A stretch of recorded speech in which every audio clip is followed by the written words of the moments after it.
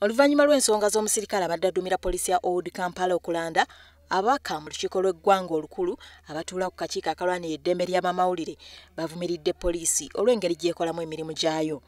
Bano bagamba nti Ssaabaduumizi wa poliisi Kale Kaihura asaana aveeyo annyonnyole ensonga lwaki basajja be beeyisa bwe bati ku bannamawulire ate nga bamanyiganye bulungi.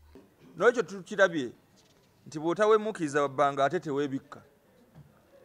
Mwami Kale Kaihura bino ebintu bigenda mu maaso ng'abiraba, tayinza kubeera nga tabimanyi. Bw'abeera nga tabimanyi twagala tumanye abapoliisi ebiragiro babijjawa okutimpula n'okukuba ate nga batera kukuba na ku mutwe.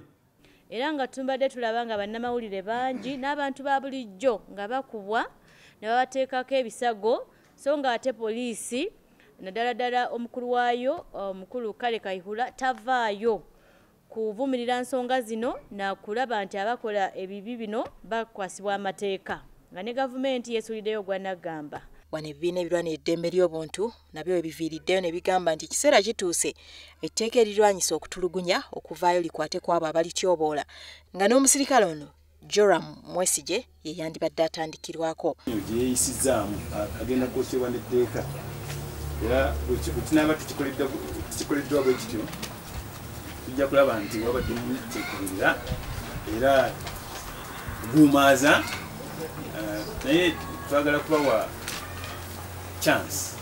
Twagala of course obujjanjaba awonere ddala kubanga ebintu bino bisobola following up ng'ebinene ddala tulabe oba etteeka lino asobola likozesa mu maaso okulaba nti n'ofiisi oyo etteeka limukwatako afune ekibonerezo ekimusaanira.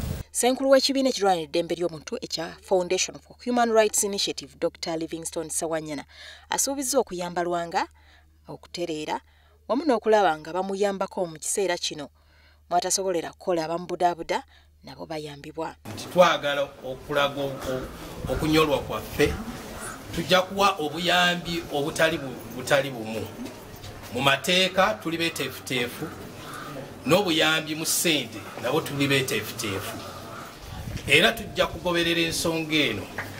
Mu kiseera kino omusirikale eyakubye Lwanga yayimiriziddwa ku mulimu wamu n'okumuggalira ng'okunoonyereza bwe kugenda.